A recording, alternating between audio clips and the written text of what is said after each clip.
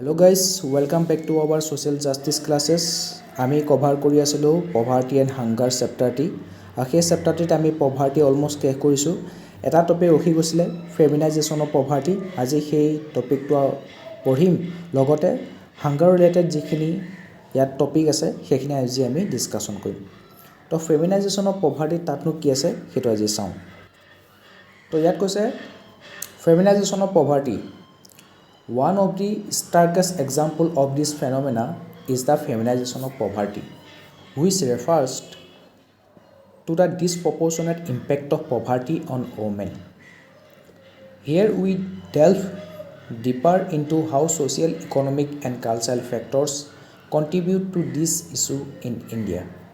তো poverty বিশেষকৈ আমাৰ ওমেনৰ ওপৰত কেনেকুৱা ধৰণৰ ইম্পেক্ট পেলাইছে সেই বিষয়ে ষ্টাডি কৰাটো আজি ষ্টাডি কৰিম তাত আমি শিকিবলৈ পাম যে ফেমিনাইজেশ্যন অফ পভাৰ্টি কেনেকৈ হ'বলৈ পাইছে এক নম্বৰে কৈছে gender norms and values women are confined to unpaid domestic roles limiting employment and financial independence example rural women face mobility restrictions limiting workforce participation এতিয়া আমাৰ ভাৰতীয় সমাজখনত কেনেকুৱা ওমেনবিলাকৰ যিখিনি অপৰচুনিটি পাব লাগে পঢ়া শুনাৰ ক্ষেত্ৰতে হওক বা জবৰ ক্ষেত্ৰতে হওক তেওঁলোকে সেই অপৰচুনিটিখিনি নাপায় আমাৰ ছ'চাইটিয়ে যিটো জেন্ডাৰ ৰোল ফিট কৰি দিছে ওমেনৰ কাৰণে তাত কি হ'ব তেওঁলোক পঢ়িব নালাগে ঘৰতে থাকক ঘৰৰ কামবোৰত হেল্প কৰি দিয়ক সহায় কৰি দিয়ক এনেও বিয়া হৈ যাবই ইমান পঢ়াই শুনানো কি লাভ বিয়া হৈ গৈ পেলাই নিজৰ গিৰিয়েকৰ ঘৰত কামখিনি কৰিবগৈ সেইটো ট্ৰেডিশ্যনেল ৰোলটো আছিলে চাৰি বেৰৰ ভিতৰত আবদ্ধ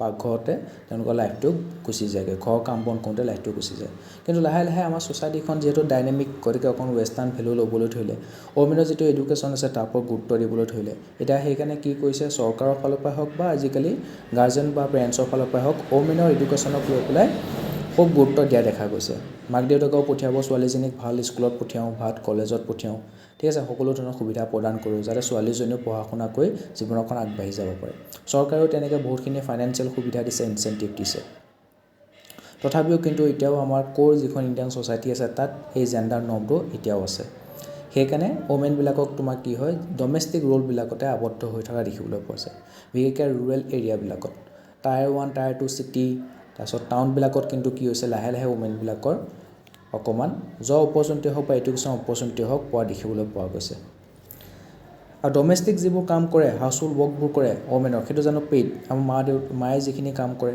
আইতাহঁতে যিখিনি ঘৰ কাম কৰিছিলে ৰাতিপুৱা উঠি চোতাল সাৰাৰ পৰা আৰম্ভ কৰি ঘৰ মোচাৰ পৰা আৰম্ভ কৰি খানা পিনা বনাই খুৱাই কৰি লৈ নিজৰ হাজবেণ্ডক অফিচলৈ পঠিয়াই নিজৰ ল'ৰা ছোৱালীহঁতক কাপোৰ পিন্ধাই কাপোৰ পাতি ধুই সময়মতে উলিয়াই কৰি দিয়ে স্কুললৈ পঠিয়াই নহয় জানো তো সেইবোৰ কামৰ বিনিময়ত জানো তেওঁলোকে পইচা লাভ কৰিছিলে কোনোবা দৰমহা লাভ কৰিছিলে নেকি নাই পোৱা তো সেইটো হৈছে আনপেইড ডমেষ্টিক ৱৰ্ক গতিকে এইবোৰ কৰি থাকোঁতে তেওঁলোকে এতিয়া কি হৈছে এমপ্লয়মেণ্ট অপৰচুনিটি হেৰুৱাই দিছে ঠিক আছে প্ৰথমতে হ'ল তেওঁলোকৰ এডুকেশ্যন অপৰচুনিটি পোৱা নাই পঢ়া শুনা যদি নাই তেনেহ'লে এমপ্লয়মেণ্ট কেনেকৈ পাব বহুতখিনি অপৰচুনিটি মিছ হৈ যায় তো তেওঁলোকৰ আল্টিমেটলি ফাইনেন্সিয়েল ইণ্ডিপেণ্ডেঞ্চ নাইকিয়া হৈ যায় তেওঁলোকে নিজৰ হাজবেণ্ডৰ ওপৰত ফাইনেন্সিয়েলি ডিপেণ্ডেণ্ট হ'বলৈ বাধ্য হৈ যায় আৰু সেইটো ক্ষেত্ৰৰ কাৰণেও কি হৈছে বহুতখিনি ওমেনাৰ নিজৰ হাজবেণ্ডৰ পৰা হওক বা হাজবেণ্ডৰ পৰিয়ালৰ ফালৰ পৰা হওক কিছুমান ফিজিকেলি মেণ্টেলি এবিউজ হেৰাছমেণ্টৰ সন্মুখীন হ'বলগীয়া হয় কেতিয়াবা লাগিলে সেইটো ডাউৰি ক্ষেত্ৰতে হওক বা অন্য ক্ষেত্ৰতে হওক তো আজিকালিৰ দিনত সেইকাৰণে ছোৱালীজনীও ফাইনেন্সিয়েলি ইণ্ডিপেণ্ডেণ্ট হোৱাটো খুবেই জৰুৰী হৈ গৈছে ঘৰৰ কামখিনিতো কৰিবই লাগিব ঘৰৰ কামখিনি এনেকুৱা নহয় যে কেৱল এতিয়া সেই ট্ৰেডিশ্যনেল জেণ্ডাৰ নৰ্মটোৱে ফ'ল' হৈ থাকিব ল'ৰাটোও ঘৰখিনি কাম কৰিব লাগে ছোৱালীখিনিও ঘৰখিনি কামখিনি সমানে ভাগ কৰি ল'ব লাগে ৰাইট আৰু ফাইনেন্সিয়েল ইণ্ডিপেণ্ডেণ্ট থকাটো জৰুৰী হয় আজিকালি unequal division of labor and assets women do household chores and care work leaving less time for income generating activities তো ওমেনবিলাকে হাউচহোল্ড কামৰবোৰ কেয়াৰ ৱৰ্কবিলাকো কৰে এতিয়া তেওঁলোকে গৈ পেলাই নিজৰ হাজবেণ্ডৰ যদি কিবা বেমাৰত পৰে হাজবেণ্ডৰ কেয়াৰ ল'ব লগা হয় ল'ৰা ছোৱালী যেতিয়া বেমাৰত পৰে ল'ৰা ছোৱালী কেয়াৰ ল'ব লগা হয় নহয় জানো যেতিয়া শাহুক আৰু শহুৰ বেমাৰত পৰে তেওঁলোকৰ কেয়াৰ ল'ব লাগে বৃদ্ধ বয়সত তেওঁলোকৰ কেয়াৰ ল'ব লাগে খোৱা বোৱাৰ পৰা আৰম্ভ কৰি হয়নে নহয় কাপোৰ পিন্ধোৱাৰ পৰা আৰম্ভ কৰি সকলো ধৰণৰ যোগান ধৰিব লাগে তো সেই কেয়াৰ ৱৰ্ক কৰি থাকোঁতে তেওঁলোকে নিজৰ কাৰণে ভাবিবলৈ সময় নাপায় নিজৰ কামবোৰ কৰিবলৈ সময় নাপায় main control assets like land limiting women's economic power আৰু আমি দেখিবলৈ পাইছোঁ যে ঘৰখনৰ ভিতৰত যদি কিবা ডিচিশ্যন এটা ল'বলৈ যায় তাতো কোনো ওমেনৰ ভইচটো বৰ এটা বা তেওঁলোকৰ অপিনিয়নটো বৰ এটা গুৰুত্ব দিয়া নহয় ঠিক আছে ঘৰখনৰ যিখিনি গুৰুত্বপূৰ্ণ ডিচিশ্যন আছে সেইখিনি সেই ঘৰখনৰ মেলবোৰৰ ওপৰতে বিশেষকৈ পাৱাৰটো থাকে সেইটোৱেতো আমাৰ পেট্ৰিয়াৰ্কেল ছ'চাইটি আউটলুকটো হয়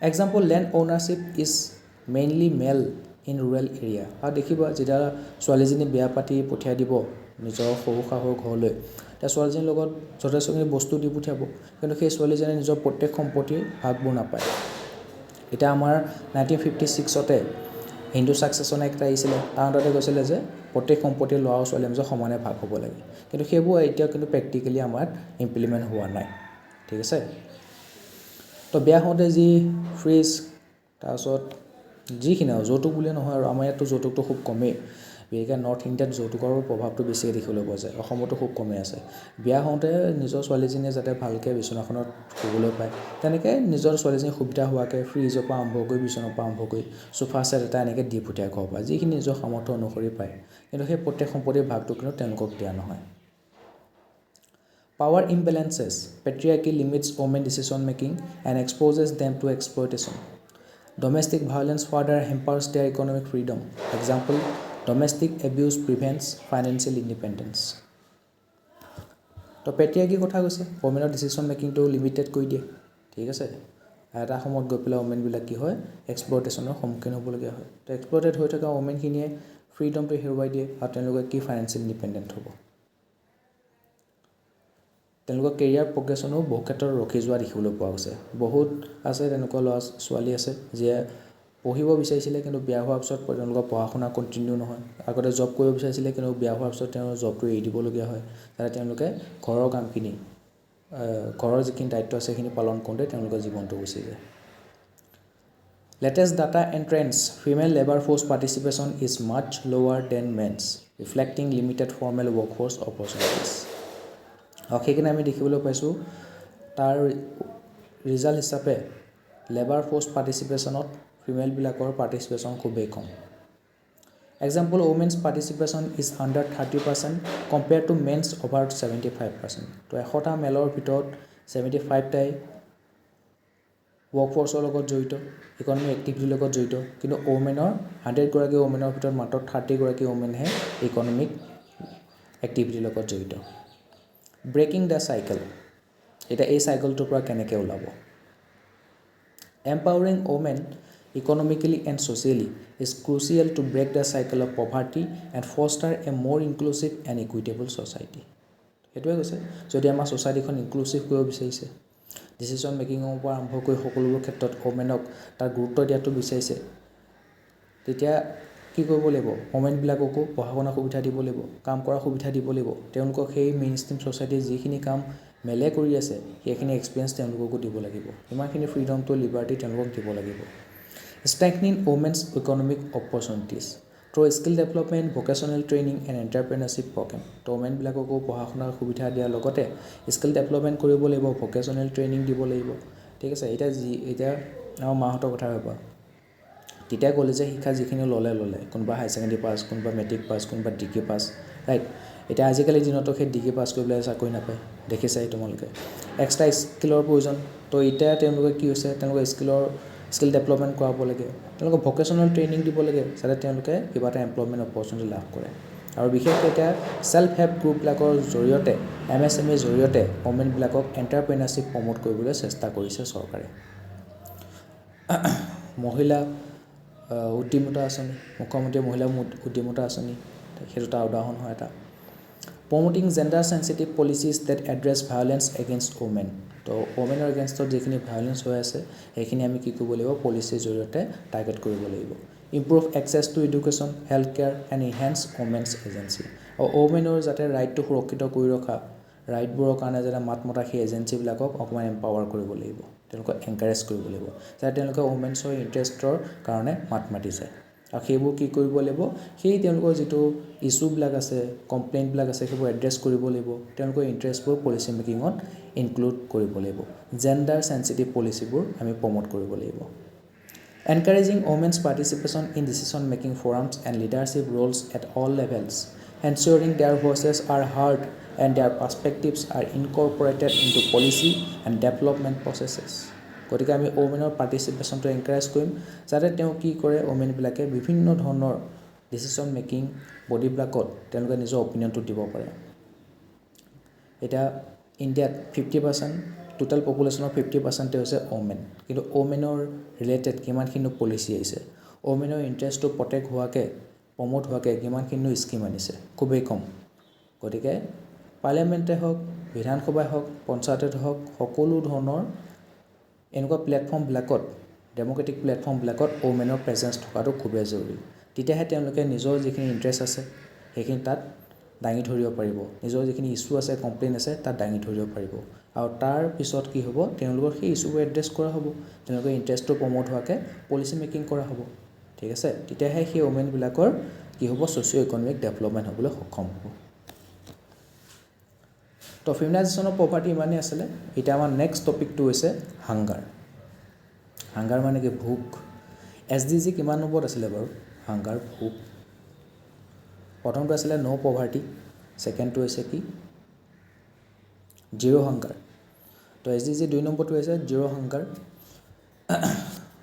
তো ইয়াত ডেফিনেশ্যন দিছে according to food and agriculture organisation hunger is described as a distressing sensation resulting from inadequate intake of food energy তো তুমি ফুড খাইছা খাদ্য খাইছা কিন্তু খাদ্যখিনি কি হৈছে যিমানখিনি তোমাক কেলৰি প্ৰয়োজন আছে নিউট্ৰিশ্যনৰ প্ৰয়োজন আছে সেইখিনি কিন্তু তুমি তাৰ পৰা পোৱা নাই তুমি বোলে ভোক লাগিছে কেৱল ভাতকে সিজাই খাই আছা তাৰ লগত না দালি খাইছা না ভাজি খাইছা না হেৰি ফল মূল খাইছা না শাক পাচলি খাইছা মাছ মাংস খাইছা আণ্ডা খাইছা সেইবোৰ যে নোখোৱা কেৱল ভাতকে সিজাই খাই থাকা তেনেহ'লে তোমাৰ বডিটো অনলি কাৰ্বহাইড্ৰেটহে পাব বাকীবোৰ প্ৰয়োজনীয় যিখিনি নিউট্ৰিয়েণ্টছ আছে ভিটামিন আছে কেনেকৈ লাভ কৰিব কেলছিয়াম আছে কেনেকৈ লাভ কৰিব গতিকে তোমাৰ ডায়েটটো এনেকুৱা হ'ব ডায়েট মানেনো কি তুমি কেনেকুৱা ধৰণৰ খাদ্য অভ্যাস তুমি লৈছা ৰাতিপুৱা উঠি কি খাইছা দুপৰীয়া কি খাইছা ৰাতি কি খাইছা মাজৰ স্নেক্সবোৰত কি লৈছা ফল মূল খাইছা নে নাই তোমাৰ বডিটো যিমানখিনি প্ৰ'টিন ভিটামিন ডেইলি প্ৰয়োজন আছে সেইখিনি তুমি যোগাৰ দিব পাৰিছানে নাই যদি দিব পৰা নাই মানে তুমি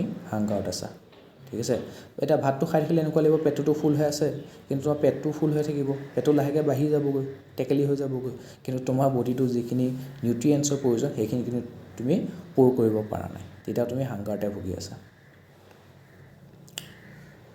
The typical minimum energy requirement for an individual is approximately 1800 kilocalories per day. তো ইয়াত এষ্টিমেট এটা ধৰিছে আৰু যে এজন মানুহৰ মিনিমাম যিটো এনাৰ্জি ৰিকুৱাৰমেণ্ট হয় প্ৰতিদিনে কিমানকৈ লাগে 1800 কিলোকেলৰি লাগে বুলি কৈছে তে 1800 কিলোকেলৰি যদি যোগান ধৰিব পাৰিছা তেনে খুবেই ভাল যদি যোগান ধৰিব পৰা নাই তেনে তুমি হাংগাৰত ভুগি আছা with variations based on factors such as age, body size, psychological physiological step and level of activity এটা হেতুৰ ওপৰত কথা এটা সৰু বাচ্চা পোৱালি এটা তাতো বহুতখিনি এনাৰ্জি ৰিকুৱাৰমেণ্ট কম হয় এডাল্ট মানুহজনৰ যে ৱৰ্কিং প্ৰফেশ্যনেলবিলাক আছে বা ৱৰ্কিং মেনবিলাক আছে তেওঁলোকৰ এনাৰ্জি ৰিকুৱাৰমেণ্টটো বেছি হয় যিবিলাকে ফিজিকেল লেবাৰ বেছিকৈ কৰি আছে তেওঁলোকৰ এনাৰ্জি ৰিকুৱাৰমেণ্টটো আৰু বেছি হ'ব নহয় জানো তো বডি চাইজৰ ওপৰত বয়সৰ ওপৰত সেইবোৰৰ ওপৰত আৰু কেনেকুৱা ধৰণৰ কাম কৰে তাৰ ওপৰত ভিত্তি কৰি পেলাই সেই কেলৰিটো কিন্তু বেলেগ বেলেগ হ'ব পাৰে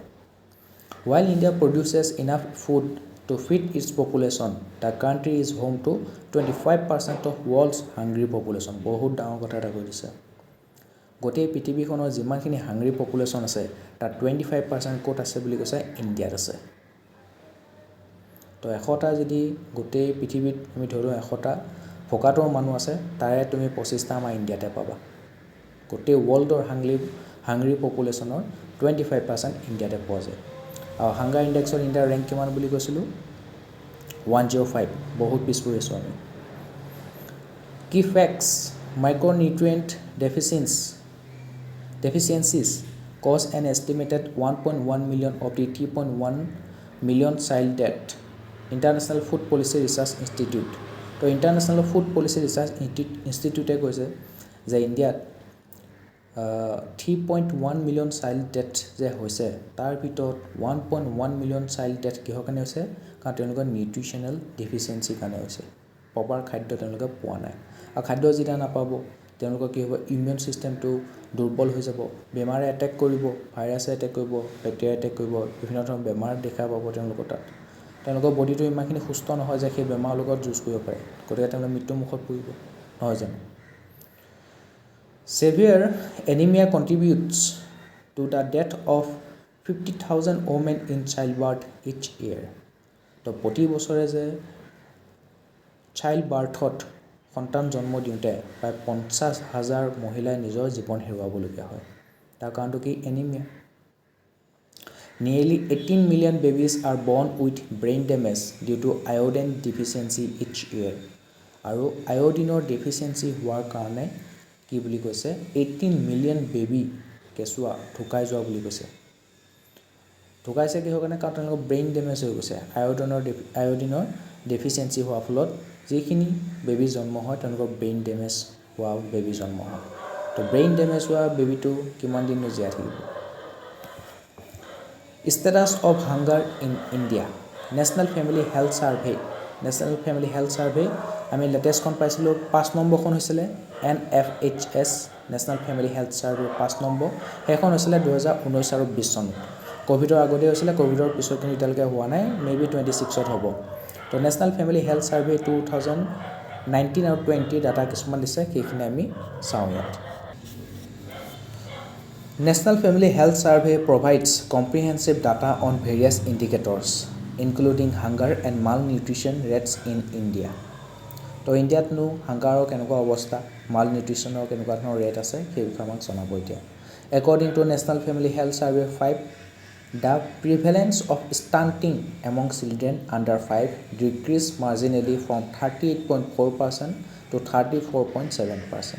Stunting মানে কি গম পাইছানে বয়সৰ অনুপাতে তেওঁলোকৰ উচ্চতাটো বাঢ়ি নাযায় তেওঁলোকে বয়স অনুপাতে ওখ নোহোৱা হৈ যায় মানে আমি কওঁ যে এতিয়া বাটিয়া মানুহ কটিয়া মানুহ তেনেকুৱা বয়স বাঢ়ি গৈ আছে কিন্তু তেওঁলোকৰ হাইটটো বাঢ়ি যোৱা নাই ষ্টান্টিং বুলি কৈছে তো আজিকালি ষ্টান্টিঙৰ দেখিবলৈ পাইছোঁ কিন্তু লাহে লাহে কি হৈছে নেশ্যনেল ফেমিলি হেল্থ ছাৰ্ভে মতে কি হৈছে সেইটো কমিবলৈ ধৰিছে আগতে 38% আছিলে এতিয়া 34% হ'ল সেইটো কিয় কাৰণ নেশ্যনেল ফুড সিকিউৰিটি এক্ট আহিলে 2013 চনত তাৰ আণ্ডাৰত কি হৈছিলে বিভিন্ন ধৰণৰ ৰেচন কাৰ্ডৰ ব্যৱস্থা কৰি পেলাই সকলো ধৰণৰ খোৱা বস্তু যোগান ধৰিবলৈ ধৰিলে চাউল দালি হয় না নহয় তাৰপিছত কি হ'ল এতিয়া সেইকাৰণে নিউট্ৰিশ্যনেল সিকিউৰিটি আহি গ'ল ভালকৈ নিউট্ৰিশ্যন পাবলৈ আৰম্ভ কৰি দিছে তাৰপিছত মিড ডে মিলো আহি গ'ল অংগনবাড়ীবিলাকতো খোৱা বোৱা ব্যৱস্থা কৰিছে তো সেই বাচ্চাবিলাকে সৰুৰ পৰাই ভাল খানা খাবলৈ আৰম্ভ কৰিছে সেইকাৰণে তেওঁলোকৰ কি হৈছে এতিয়া সেই নিউট্ৰিশ্যনৰ অভাৱটো দূৰ হৈছে আৰু সেইকাৰণে ষ্টান্টিং বয়সৰ অনুপাতে যে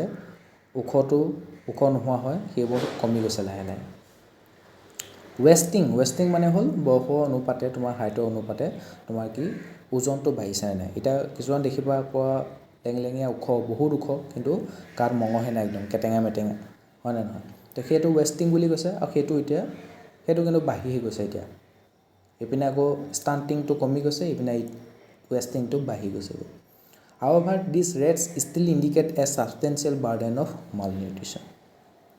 গতিকে এতিয়াও malnutrition হৈ আছে আমি নাই বুলি নুই কৰিব নোৱাৰোঁ Global Nutrition Report This report tracks global progress on nutrition and highlights country-specific trends and challenges. The 2022 report noted that India is making progress on maternal, infant and young child nutrition targets.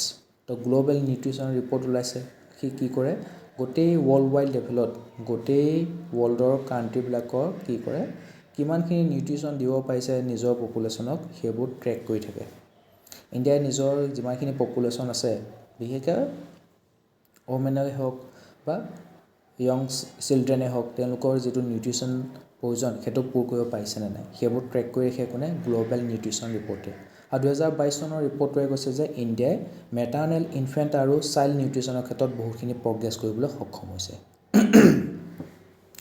ষ্টান্টিং effect 34% of the children under 5 বছৰৰ তলৰ বয়সৰ আমি দেখিবলৈ পাওঁ প্ৰায় 34টা চিলড্ৰেনে কি হয় 100টাৰ ভিতৰত ষ্টান্টিং বয়সৰ অনুপাতে তেওঁলোকৰ হাইটটো বাঢ়ি নাযায় সাৰপেচিং এছিয়াছ এভাৰেজ অফ 21.8% তো গোটেই এছিয়া যিবোৰ কাণ্ট্ৰি আছে তাত এভাৰেজ ষ্টান্টিঙৰ কিমান বুলি কৈছে 21% বুলি কৈছে কিন্তু ইণ্ডিয়াত বেছি ইণ্ডিয়াত 34% while wasting affects 17% exceeding the regional average of 18%.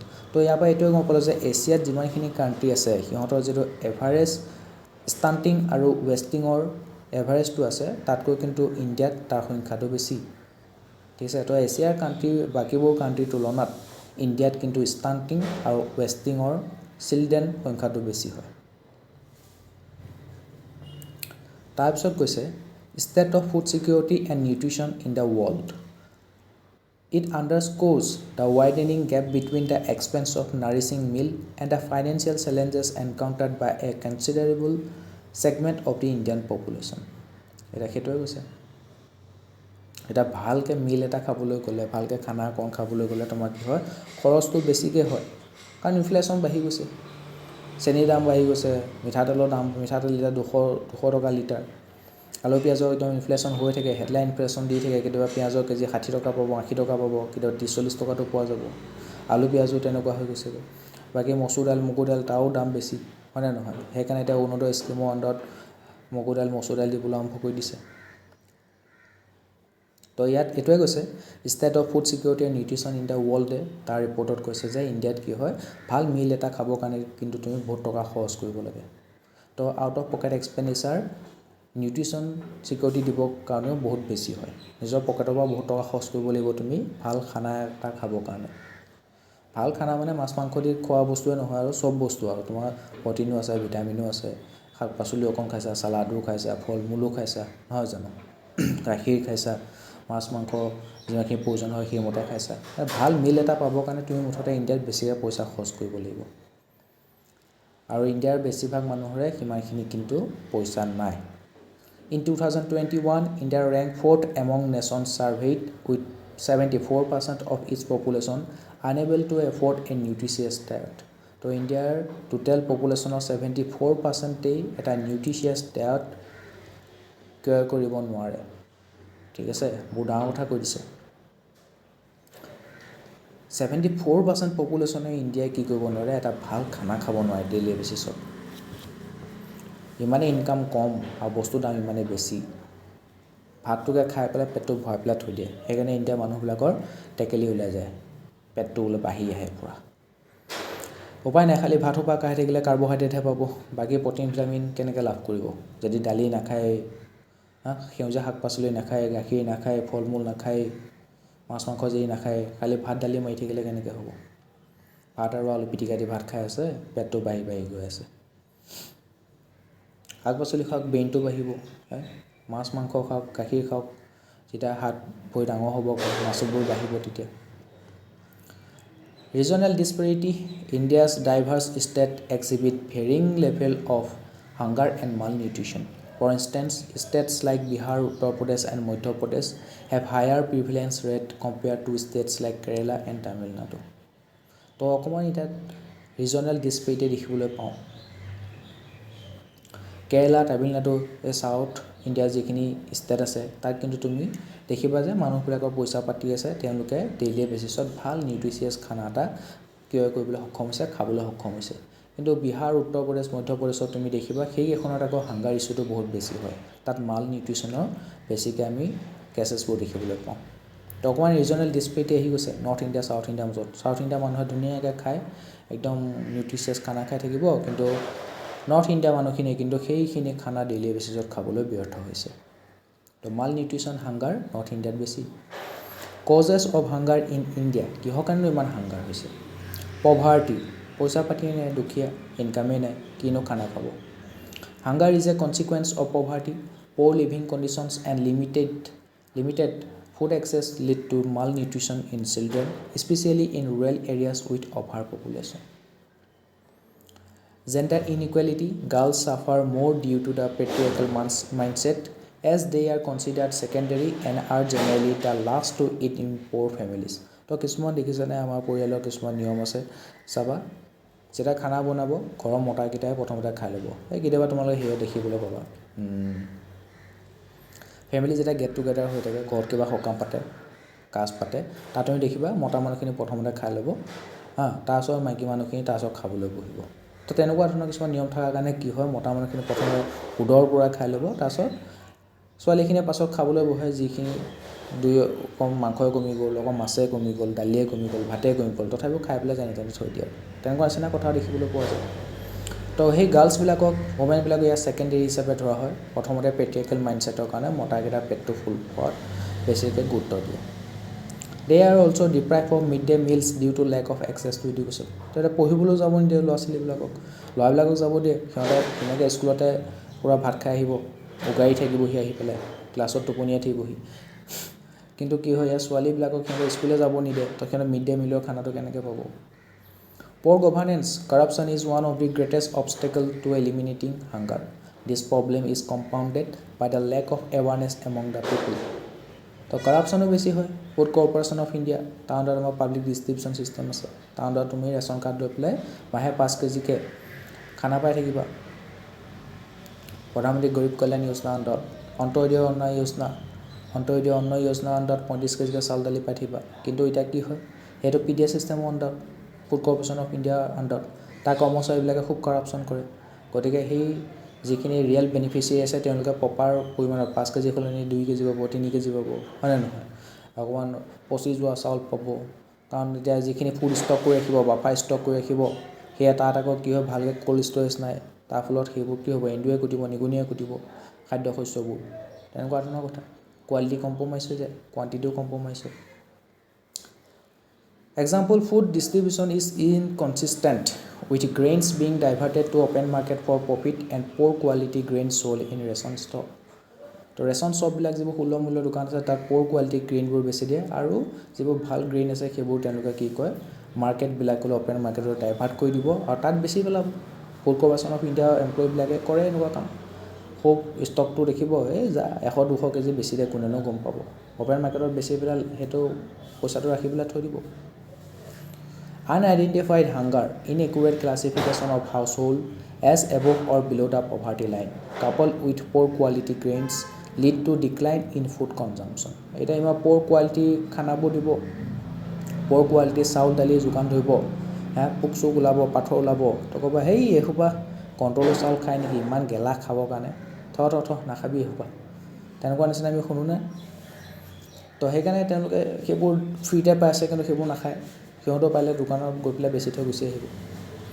Hidden hunger, micronutrient deficiency caused by poor diet, disease and inadequate nutrition during pregnancy and lactation leads to hidden hunger.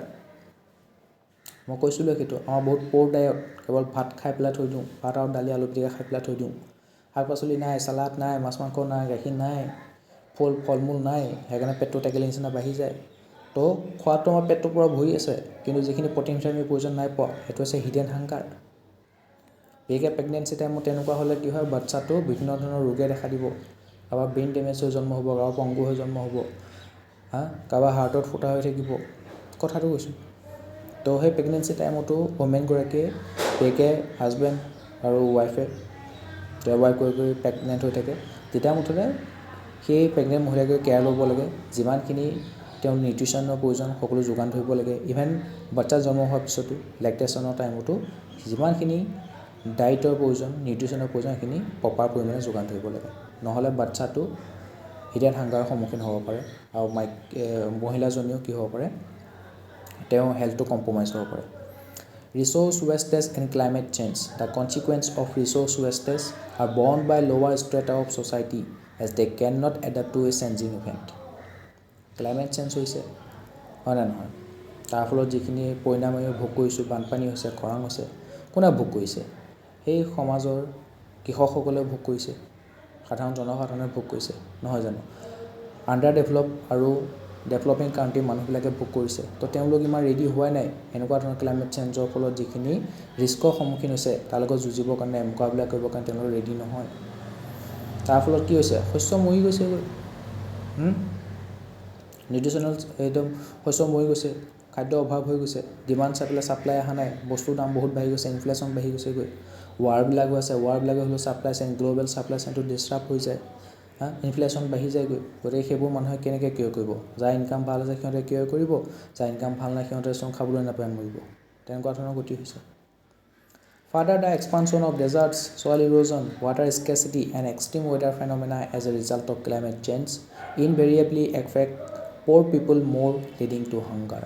তো এইবিলাকৰ কনচিকুৱেঞ্চবিলাক সবচে বেছিকৈ কোনে ভুগিবলগীয়া হৈছিলে দুখীয়া মানুহবিলাকে ভুগিবলগীয়া হৈছে তাৰ ফলত কি হৈছে পভাৰ্টি বাঢ়িছে হাংগাৰ বাঢ়ি গৈছে The lack of toilet facilities lead women to eat less to avoid leaving themselves in the open as highlighted in the economic survey of 2018 খুবেই ভাল কথা এটা কৈছে ইকনমিক সাৰ্ভে 2018 চনত এটা কথা গম পালে যে ওমেনবিলাকে এতিয়া পি কৰিবৰ কাৰণে তেওঁলোকৰ বা টয়লেট কৰিবৰ কাৰণে কি হয় যোনটো এডুকেশ্যন ইনষ্টিটিউটত তেওঁলোকে পঢ়িবলৈ যায় স্কুল কলেজত তাত ভালকৈ বাথৰুমৰ ব্যৱস্থা নাই চেনিটেশ্যনৰ ব্যৱস্থা নাই তো তেওঁলোকে পানীয়ে নাখায় পেচাৰ কৰিবলৈ যাব লাগিব ইমান গেলা টয়লেট কোন যাব তো পানী নাখায় দিনতো পানী নাখায় তো কিডনিটো তেওঁলোকৰ কষ্ট পাব ন ক'ৰবাত বেছিকৈ খাই দিলে অকণ লেট্ৰিন কৰা লাগিব লেট্ৰিনৰ অৱস্থা নাই গতিকে বেছিকৈও নাখায় তো তেওঁলোকে কি কয় ওমেনবিলাকে বিশেষকৈ পানী আৰু খোৱাটো কমাই দিয়ে যাতে তেওঁলোকে পেচাবটো ৰখি থাকিব একদম ঘৰত গৈহে পেচাব কৰিব একদম ঘৰত গৈহে লেট্ৰিন কৰিবগৈ হয়নে নহয় তো এইবোৰ কাৰণেও তেওঁলোকৰ সেইকাৰণে কি কৰিব লাগে যিকোনো ইনষ্টিটিউশ্যন স্কুল হওক কলেজ হওক বা য'ত জব কৰে প্ৰাইভেটে হওক বা পাব্লিকে হওক প্ৰপাৰ চেনিটেশ্যনৰ বাথৰুমৰ ব্যৱস্থা কৰি থৈ দিব লাগে ইভেন আজিকালি এতিয়া নতুনকৈ অৰ্ডাৰ পাছ হৈছে সেইটো কি কৈছে এতিয়া এয়াৰপৰ্টবিলাকতে হওক বা যিকোনো পাব্লিক অফিচতে হওক এনেকুৱা এটা স্পেচ ৰাখিব লাগিব য'ত লেক্টেটিং ওমেনবিলাকে কি কৰিব পাৰে নিজৰ বাচ্চাক ব্ৰেষ্ট ফিডিং কৰিব পাৰে ঠিক আছে খুবেই ভাল পদক্ষেপ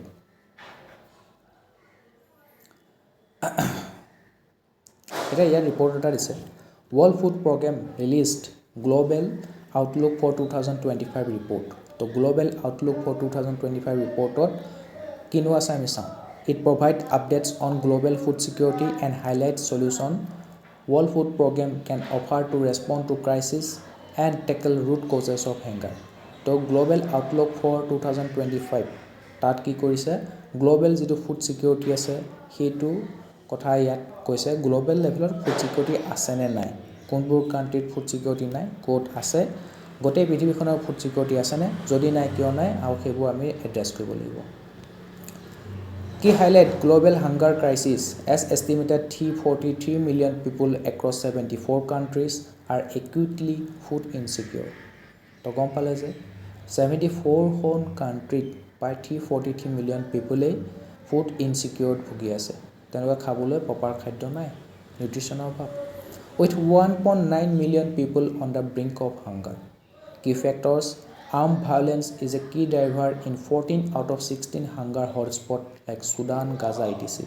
তো যিবোৰ এৰিয়াৰ খুব ৱাৰ হৈ আছে সেইবোৰ এৰিয়াত তুমি কি এক্সপেক্ট কৰা তাত খেতিয়কে কি ভালকৈ খেতি কৰিব পাৰিব হা তো তেনেকুৱা ধৰণৰ এৰিয়াত না খেতিয়কে খেতি কৰিব পাৰিছে গোটেই গ্লোবেল ছাপ্লাই চেইনটো বৰবাদ হৈ গৈছেগৈ তেওঁলোকে ইম্পৰ্টো কৰিব পৰা নাই এক্সপৰ্টো কৰিব পৰা নাই খাদ্য বস্তুৰ অভাৱ জীয়াই থাকিবৰ কাৰণে ছাৰ্ভাইভ কৰিছে খাদ্য খোৱাটো সিহঁতৰ দূৰৰ কথাই জীয়াই থাকিবলগীয়া মুঠতে ক'ত বম পৰি গুলি লাগি কেনেকৈ মৰি থাকিব কোনো ঠিক নাই তো সেইকাৰণে কৈছে যিবোৰ আৰ্ম ভায়োলেন্স হোৱা এৰিয়া চুডান গাজা সেইবিলাকত কি হয় বেছিকৈ হাংগাৰ দেখিবলৈ পোৱা গৈছে আদাৰ ফেক্টৰ্ছ ইনক্লুডেড ফুড ইনফ্লেশ্যন বস্তু বহুত দাম মানুহে ক্লিয়াৰ কৰিব নোৱাৰে ইনকাম বহুত কম এক্সট্ৰিম ৱেডাৰ ইভেণ্ট শস্য মৰি বৰবাদ হৈ যায় খেতিয়কবিলাকৰ অৱস্থা নাই পাছগৈ সুইচাইড কৰিবলগীয়া অৱস্থা হৈ যায় 65% of acutely food insecure people live in fragile conflict affected situation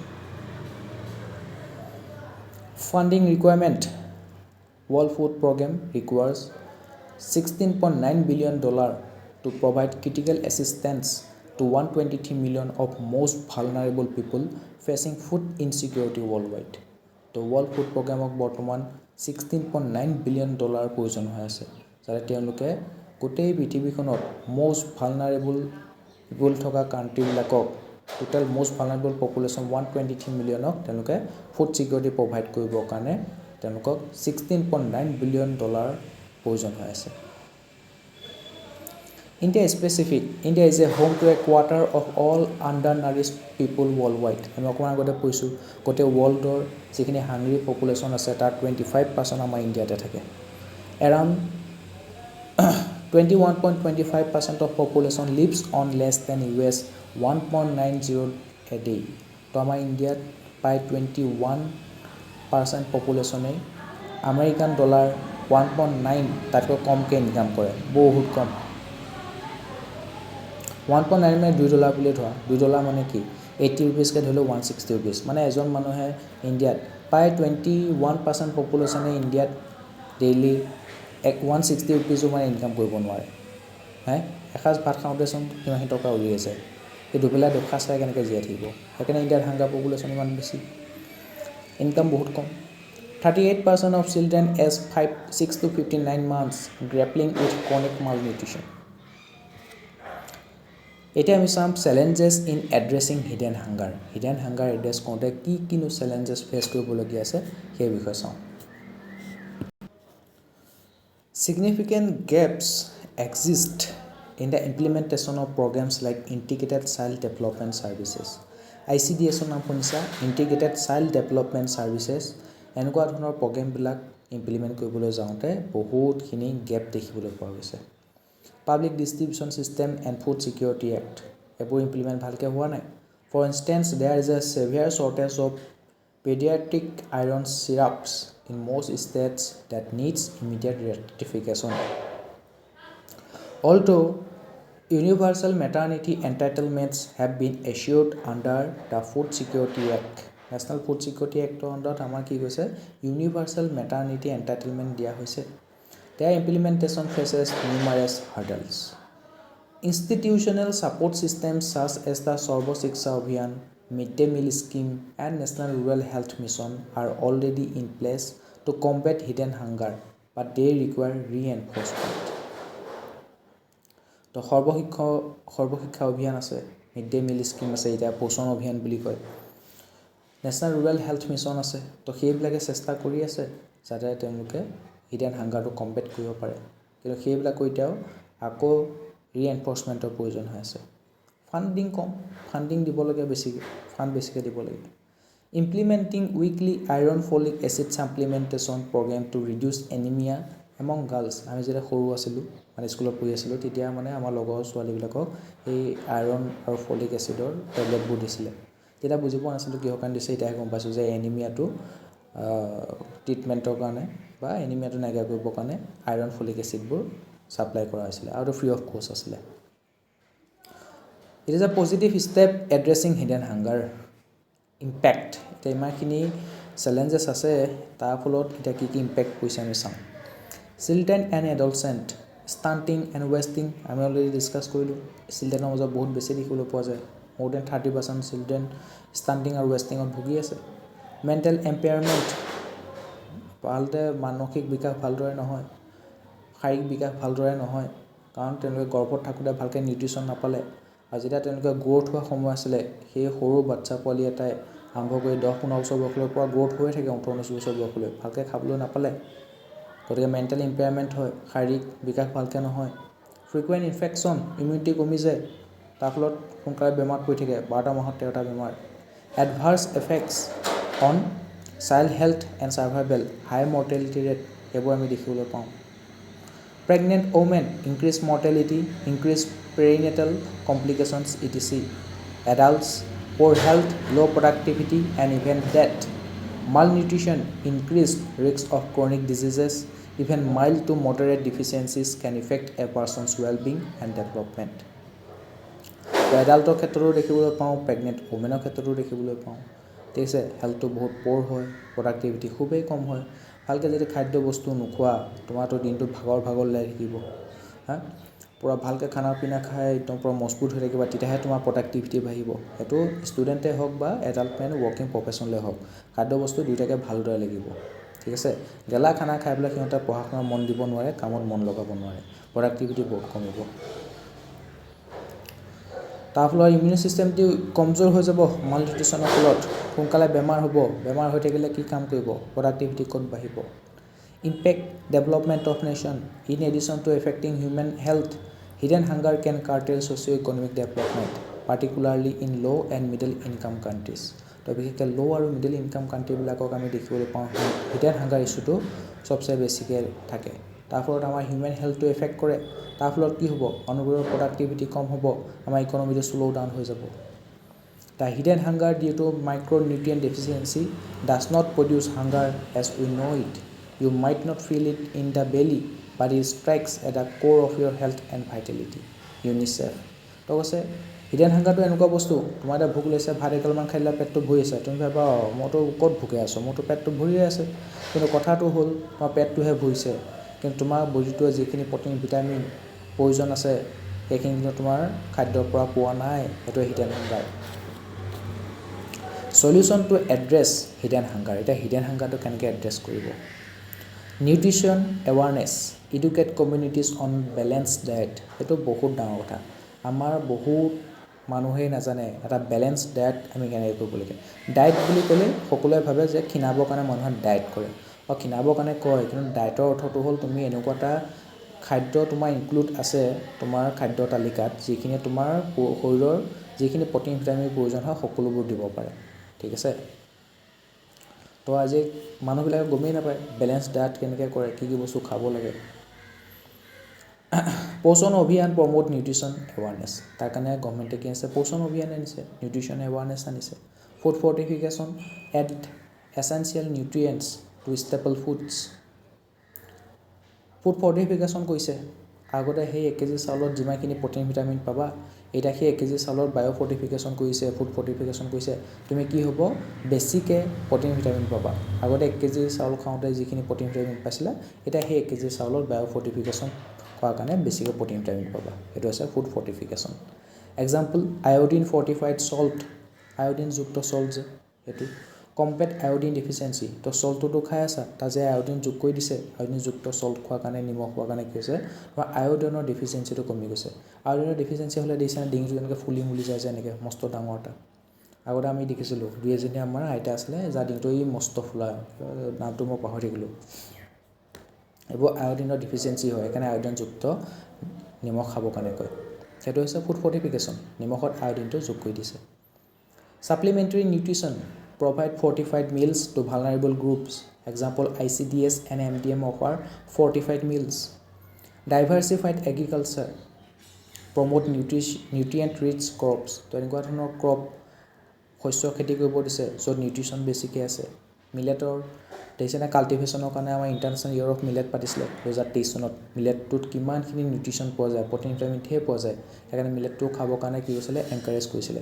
তো আমাৰ এগ্ৰিকালচাৰটো কেৱল ভাত দালি বনাব পৰাকৈ চাউলৰ খেতি কৰি আছে, ধানৰ খেতি কৰি আছে, মাহৰ খেতি কৰি আছে, মগু মাহৰ খেতি কৰি আছে। কিন্তু লগতে আমি বেলেগৰ খেতিও কৰি, মিলেটৰ খেতিও কৰিব লাগিব, ঘেঁহু খেতিও কৰিব লাগিব, নহয় জানো? তো ডাইভাৰ্চিফাইড এগ্ৰিকালচাৰ কৰিব লাগিব, কাৰণ তুমি যেতিয়া বেলেগ বেলেগ বস্তু প্ৰডিউচ কৰিবা, খেতি কৰিবা, তেতিয়াহে এইবোৰ খাবলৈ পাবা, তেতিয়া তোমাৰ বেটাৰ নিউট্ৰিশ্যন আহিব।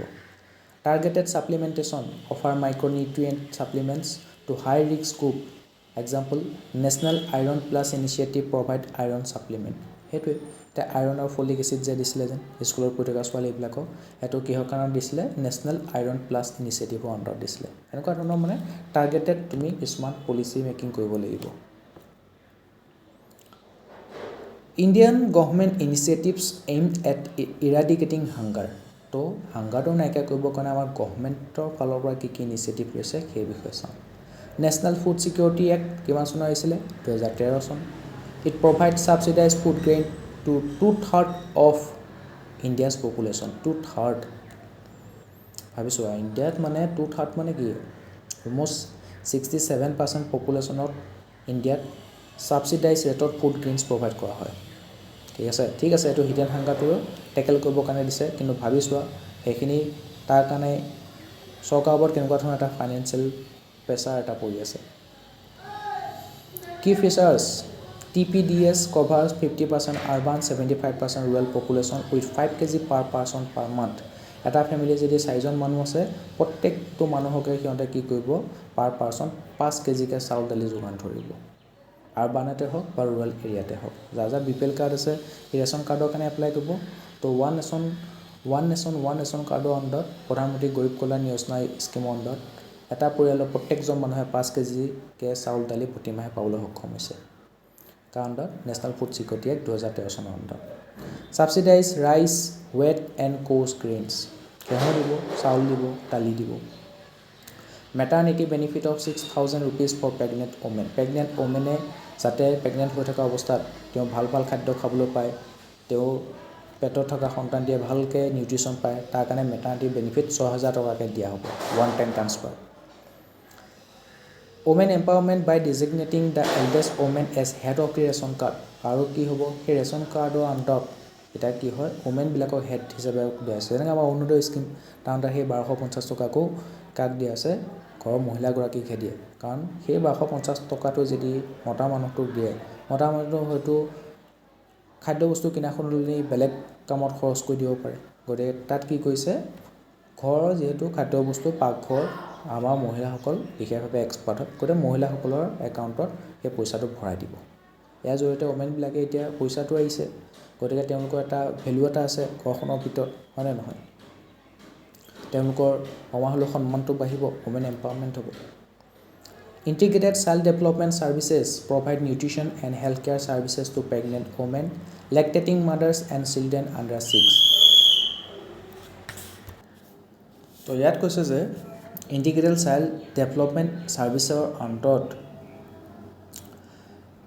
প্ৰেগনেণ্ট ওমেন, লেক্টেটিং মাদাৰ আৰু চিলড্ৰেন আণ্ডাৰ 6 বছৰ তলৰ যিখিনি শিশু আছে তেওঁলোকক নিউট্ৰিশ্যন আৰু হেল্থ কেয়াৰ ছাৰ্ভিচেছ প্ৰদান কৰা হয়। তাৰ আণ্ডাৰত আকৌ আহি যাব অংগনৱাড়ী ছিষ্টেম। অংগনৱাড়ী ছিষ্টেমটো কি হ'ব, এই ক্ষেত্ৰত বহুত ডাঙৰ ৰোল এটা প্লে কৰে। মিড ডে মিল স্কিম, পোষণ অভিযান বুলি কোৱা হয়। The PM Poshan Abhiyan 2021 replaces mid day meal scheme with 1.31 trillion allocated for hot meals in government school. Government স্কুলত যাতে ভালকৈ নিউট্ৰিচিয়াছ মিল এটা পাব পাৰে সেই ল'ৰা ছোৱালীবিলাকে, তাৰ কাৰণে আমাৰ চৰকাৰে কি কৈছে, 1.31 ট্ৰিলিয়ন ৰুপিজ এল'কেট কৰিছে। It provide free meals to school children to improve nutrition, school attendance and education. এতিয়া অন্য নহ'লেও এতিয়া কি হ'ব, ঘৰত ভালকৈ দুবেলা দুসাঁজ খাবলৈ নাপায়, তই স্কুলত যা, স্কুলতে ভালকৈ ভাত সাঁজ খাই আহিবি যা। ভাত সাঁজ তই ফ্ৰীতেও খাব পালি, আমাৰ ঘৰতো পইচা বাচি যাব কেইটামান। সেইটো ক্ষেত্ৰতো স্কুল পঠিয়াই দিয়ে, স্কুলৰ নাম লগাই দিয়ে। ফলত স্কুলত কি হৈছে, এটেণ্ডেঞ্চটো বাঢ়ি যায়, ড্ৰপ আউট ৰেটটো কমি যায়। এডুকেশ্যনো প্ৰমোট কৰিছে আৰু নিউট্ৰিশ্যনো প্ৰমোট কৰি আছে। এক গুলিত দুই চিকাৰ হৈ আছে। পোষণ অভিযান 2018 reduces malnutrition through various interventions like health checkups, counseling, and micronutrient supplementation. Key features focuses on IYCF, food fortification, maternal health, and early childhood development. Early childhood care and education, ECCE, তাৰ আণ্ডাৰত এইবিলাক আহি আছে। Anganwadi, PM Poshan অভিযান, mid day meal scheme, সেইবোৰ তাৰ আণ্ডাৰতে আহি আছে। প্ৰধানমন্ত্ৰী গৰীব কল্যাণ অন্ন যোজনা provide free food gain to vulnerable households during crises like COVID-19 pandemic. Key features alleviates food insecurity. Food fortification program fortifies staple food like rice, wheat, and salt with essential vitamins and minerals, iron, iodine, zinc, etc. Key features aimed at improving nutritional outcomes, particularly for vulnerable population. Eat Right Movement, Food Security and Standard Authority of India. আমাৰ যিবোৰ খোৱা বস্তু আছে সেইবোৰ কিনিলে পেকেটিঙত পাবা FSSAI, তাৰ তোমাৰ এনেকৈ চিম্বল এটা পাবা FSSAI, food security and standard authority of India. সি তোমাৰ এটা মুভমেণ্ট আনিছিলে, সেইটো হৈছে ইট ৰাইট মুভমেণ্ট। আমাৰ যিটো ডায়েট আছে, যিটো আমাৰ খাদ্য তালিকা আছে, যে ভাল ভাল খাদ্য তাৰ অন্তৰ্ভুক্ত কৰোঁ, তাৰ কাৰণে আনিছিলে eat right movement. Promote safe, nutritious and sustainable food for all. তাৰ আণ্ডাৰত তোমাৰ জাংক ফুডটো এৰিবৰ কাৰণে গৈছিলে। জাংক ফুড খাব নালাগে, ম'ম' চাওমিন এইবোৰ খাব নালাগে, যিবোৰ বাৰে বাৰে একেটা তেলকে ইউজ কৰি থাকে। ম'ম' চাওমিন যে বনাই যে সেইবোৰ এটা তেলকে, আজি যিখিনি তেল গৰম কৰি বনালে পকৰি চকৰি, কাইলৈ সেইখিনি তেলতে আকৌ বনাব। তো বাৰে বাৰে ব্যৱহাৰ হৈ থকা তেলবোৰ কিন্তু আমাৰ শৰীৰৰ বাবে বৰ এটা ভাল নহয়। তো সেইকাৰণে সেইবোৰ জাংক ফুডৰ পৰা আঁতৰি থাকিবৰ কাৰণে গৈছিলে। ফল মূল খাবৰ কাৰণে গৈছিলে, সেউজীয়া শাক পাচলি খাবৰ কাৰণে গৈছিলে, গাখীৰ খাবৰ কাৰণে গৈছিলে। আমাৰ খাদ্য তালিকাত সেইবোৰ বস্তু ইনক্লুড কৰিবৰ কাৰণে গৈছিলে ইট ৰাইট মুভমেণ্টৰ জৰিয়তে। কি features state food safety index, assess states on food safety. এতিয়া প্ৰত্যেকখন ৰাজ্যত ছাপ'জ ক'ৰবাত এতিয়া আমি এতিয়া মুৰ্গী কিনিবলৈ যাওঁ, ছাগলী মাংস কিনিবলৈ যাওঁ, গাহৰি মাংস কিনিবলৈ যাওঁ, তাত কেনেকুৱা ধৰণৰ পৰিৱেশত সেই মুৰ্গী কটা হৈছে, কেনেকুৱা ধৰণৰ পৰিৱেশত ছাগলী বা গাহৰি মাংস বিক্ৰী কৰি থকা হৈছে, তাত ফুড ছেফটি আছেনে নাই, তাত হাইজিনিটি মেইনটেইন হৈছে নাই, সেইবোৰ এছেছ কৰিব। সেই ষ্টেটখনত যিকোনো ফুড তাত ছেফটি আছেনে নাই, কেনেকুৱা ধৰণৰ, এতিয়া দেখিছা কিছুমান যিবোৰ ইণ্ডাষ্ট্ৰিত আমি আজি খাই আছোঁ আৰু যিবোৰ পেকেটিং ফুডবোৰ খাই আছোঁ, ইণ্ডাষ্ট্ৰিবিলাকত বনাওঁতে ভৰিয়ে গছকি থাকিব তাৰপিছত হাতেদি এতিয়া ভৰিয়ে গছকাবোৰ সেইবোৰ ইণ্ডাষ্ট্ৰিত ফুড প্ৰচেছিং কৰি পেলাই বনাই পেলাই পঠিয়াব, আমি ইয়াত আৰামছে খাই আছোঁ। ভাবিছোঁ পেকেটৰ বস্তু ছেফ আছে, কিন্তু সেইবোৰ বনাওঁতে এনেকুৱা ধৰণৰ কামবোৰ কৰি আছে। তো ফুড ছেফটি আছে জানো, নাই, হয়নে নহয়? ইভেন আজিকালি গোলগাপ্পা খাওঁতেও তোমাৰ কি কৰে, হাতত গ্লভছবোৰ পিন্ধি লয়। ফুড যেতিয়া ছাৰ্ভ কৰে হাতত গ্লভছবোৰ পিন্ধি লয়। এনেকৈ ফুড বনাওঁতেও চাবাচোন ভাল ভাল দামী দামী ৰেষ্টুৰেণ্টবিলাকত মূৰৰ যাতে চুলি এডালো পৰি নাযায় তাৰ কাৰণে হেয়াৰ নেট এটা পিন্ধি লয়, হয়নে নহয়? এইবোৰ ফুড ছেফটি কিছুমান প্ৰচিডিউৰ আছে, সেইবোৰ ফ'ল' কৰে। ৰাইট, যিয়ে ফ'ল' নকৰে তাত কিন্তু ফুড ছেফটি অফিচাৰবিলাকৰ ৰেড পৰি যায় তাত। তো সেইকাৰণে ষ্টেটবিলাকত ফুডটো ছেফটি কিমান আছে তাৰ ওপৰত ইণ্ডেক্স বনোৱা হৈছে। প্ৰত্যেকখন ষ্টেটত তাৰ ৰেংকিং দিয়া হ'ব। সেইবোৰ কোনে কৈছে? Food security and standard authority of ইণ্ডিয়াই কৈছে। Eat right awards recognise efforts in promoting healthy food choices. কোনোবা অৰ্গেনাইজেশ্যনে হওক বা মানুহে হওক, ইণ্ডিভিজুৱেলে হওক, কোনোবাই যেনে হেল্থি ফুড চইচেছবিলাক প্ৰমোট কৰিছে, হেল্থি ফুড খাবৰ কাৰণে প্ৰমোট কৰিছে, তাৰ সেই এফৰ্টটো ৰেকগনাইজ কৰিব, ইট ৰাইট এৱাৰ্ড দিয়া হ'ব। ইট ৰাইট মেলা পাতিব, public engagement platform for healthier eating habits. মেলা এখন পাতিব, তাত মানে চব ভাল ভাল খানা খুৱাব, হয়নে নহয়? প্লে কাৰ্ডত লিখা থাকিব কোনবোৰ খানা আমাৰ শৰীৰৰ কাৰণে ভাল, কোনটো খানাত কোনটো প্ৰ'টিন ভিটামিন পোৱা যায়, আমাৰ শৰীৰত কোনবোৰ প্ৰ'টিন ভিটামিন প্ৰয়োজনীয়, আৰু সেই প্ৰ'টিন ভিটামিনবোৰৰ সাপেক্ষে আমি কোনবোৰ খানা খোৱা উচিত, কোনবোৰ শাক পাচলি, ফল মূল, গাখীৰ কোনবোৰ খোৱা উচিত, সেই বিষয়ে খাদ্য তালিকাখন থাকিব। তো আমি বুজিব লাগিব যে আমাৰ শৰীৰৰ নিড এইকেইটা বস্তু, আৰু সেই নিডকেইটা পূৰ কৰিবৰ কাৰণে আমি এইকেইটা বস্তু খাব লাগিব। তেতিয়াহে ইট ৰাইট হ'ব। আমাৰ শৰীৰৰ যিখিনি মাইক্ৰ' নিউট্ৰিয়েণ্টছৰ প্ৰয়োজন সেইখিনি পূৰ হ'ব আৰু হিডেন হাংগাৰ নাইকিয়া হ'ব। Last topic, impact of food and hunger on governance. ইয়াৰ ওপৰত UPSC 2017 চনত কুৱেশ্যন সুধিছিলে যে ফুড আৰু হাংগাৰৰ আমাৰ গভাৰ্নেন্সৰ ওপৰত কেনেকুৱা ধৰণৰ প্ৰভাৱ পেলায় সেই বিষয়ে চাওঁ। Hunger and poverty continue to be significant challenges for good governance in India despite decades of policy interventions. তো গুড গভাৰ্নেন্সৰ ক্ষেত্ৰত হাংগাৰ আৰু পভাৰ্টি এতিয়াও বহুত ছিগনিফিকেণ্ট চেলেঞ্জ অনা দেখিবলৈ পোৱা গৈছে, যদিও বহুতকেইটা পলিচি ইণ্টাৰভেনশ্যন অনা হৈছিলে। প্ৰগ্ৰেছ মেড, কি প্ৰগ্ৰেছ হৈছে? পভাৰ্টি এলিভিয়েশ্যন প্ৰগ্ৰেম আনিছে, ইনিচিয়েটিভ লাইক মনৰেগা, Pradhan Mantri Awas Yojana, national rural livelihood mission, Pradhan Mantri Garib Kalyan Yojana, হয়নে নহয়? Have helped improve living standard for millions. Food security, the public distribution system, the National Food Security Act have made food more accessible to vulnerable population. Economic growth, GDP growth and poverty reduction have been linked with a reduction in poverty rates from 37.2% to 5%. তো poverty reduction বহুত ডাঙৰ ভূমিকা পালন কৰিলে, right? আমাৰ poverty ৰেটটো বহুত কমি গ'ল, poverty ৰেট এতিয়া মাত্ৰ 5%। তো ইকনমিক গ্ৰ'থ যেতিয়া হ'ব তেতিয়া তাৰ ফলবোৰ সকলোৱে লাভ কৰিব লাগিব, ইনকাম ইনইকুৱেলিটি কমিব লাগিব, সকলোৰে আয় বৃদ্ধি হ'ব লাগিব, তাৰ ফলত কি হ'ব? পভাৰ্টিটো কমি যাব, হিডেন হাংগাৰ কমি যাবগৈ, হাংগাৰ নাইকিয়া হৈ যাব। আমাৰ ছাষ্টেইনেবল ডেভেলপমেণ্ট গ'লৰ টাৰ্গেটটোৱে প্ৰথম আৰু ছেকেণ্ড টাৰ্গেটটোৱে সেইটো, ন' পভাৰ্টি জিৰ' হাংগাৰ, যিটো আমি 2030 চনৰ ভিতৰত টাৰ্গেটটো এচিভ কৰিব লাগিব। Challenges, implementation gaps, corruption and inefficiencies in welfare schemes like PDS and Manrega hinder effective poverty alleviation. Regional disparities, economic growth is not evenly distributed, leaving several regions still impoverished. এটা কিছুমান region বহুত economic growth বহুত বেছি হ'ল, Mumbai, Chennai, Kolkata, Delhi, right, south ইণ্ডিয়াৰ ষ্টেটবিলাক, কিন্তু north ইণ্ডিয়াৰ কেইখনমান state, Bihar, Chhattisgarh, Jharkhand, UP, MP, তাত মানে কি হৈছে ইকনমিক গ্ৰ'থ বৰ এটা নাই। সেইকাৰণে সেইবোৰ এতিয়াও ৰিজনেল ডিছপেৰিটি দেখিবলৈ পোৱা যায়, তাত এতিয়াও পভাৰ্টি দেখিবলৈ পোৱা যায়, হাংগাৰ দেখিবলৈ পোৱা যায়। Strengthen implementation, improve transparency in welfare schemes through better monitoring and digitisation. গতিকে আমি এতিয়া কি কৰিব? ই গভাৰ্নেন্স আনিব লাগিব।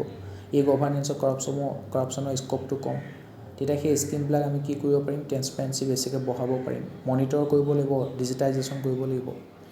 Focus on sustainable development, promote skill development, মানুহৰ ইনকামটো জেনেৰেট কৰিব লাগিব। সিহঁতৰ যদি আমি জব অপৰচুনিটি দিব বিচাৰিছোঁ, তাৰ কাৰণে সিহঁতৰ এডুকেশ্যনৰ ওপৰত গুৰুত্ব দিব লাগিব, স্কিল ডেভেলপমেণ্ট কৰিব লাগিব, এগ্ৰিকালচাৰ ক্ষেত্ৰত ৰিফৰ্ম আনিব লাগিব। কিমানো একেটা খেতিকে কৰি থাকে, এগ্ৰিকালচাৰ ক্ষেত্ৰত ডাইভাৰ্চিটি আনিব লাগিব, তাৰ কাৰণে সিহঁতৰ ইনচেণ্টিভ দিব লাগিব, বেলেগ বেলেগ খেতি কৰিবৰ কাৰণে, বেলেগ বেলেগ শস্যৰ খেতি কৰিবৰ কাৰণে। বেলেগ বেলেগ শস্য খেতি কৰিলেহে আমাৰ বেলেগ বেলেগ খাদ্য তালিকাত বেলেগ বেলেগ খাদ্যবোৰ অন্তৰ্ভুক্ত হ'বগৈ। যদি বেলেগ শস্য খেতিয়ে নকৰে, তেতিয়া আমি যিখিনি খেতি কৰোঁ তাকে খাই থাকিম। Enhance health care access, address malnutrition by improving health care facilities, specially in remote areas. আৰু ৰিম'ট এৰিয়াবিলাকত হেল্থ কেয়াৰ ফেচিলিটি ইম্প্ৰুভ কৰিব লাগিব, মাল নিউট্ৰিশ্যনটো এড্ৰেছ কৰিব লাগিব। তো ইমানখিনি আছিলে আজিৰ এই ক্লাছটিত। আমি বৰ্তমান এই চেপ্টাৰটি শেষ কৰিলোঁ, পভাৰ্টি এণ্ড হাংগাৰ, আৰু এই চেপ্টাৰটিৰ লগতে আমাৰ ছ'চিয়েল জাষ্টিছৰ গোটেইখিনি চিলেবাছ আমি আজি কভাৰ কৰিলোঁ। আৰু আজিৰ পৰা আমাৰ ছ'চিয়েল জাষ্টিছ খতম হৈ গ'ল ছাবজেক্টটো। আশা কৰোঁ আপোনালোকে এই চিৰিজটো চাই ভাল পালে, আৰু যদি ভাল পাইছে তেন্তে জনাব, আৰু আগলৈও আমি এনেকুৱা চিৰিজ আনি থাকিম। আজিৰ ক্লাছটো চোৱাৰ বাবে ধন্যবাদ।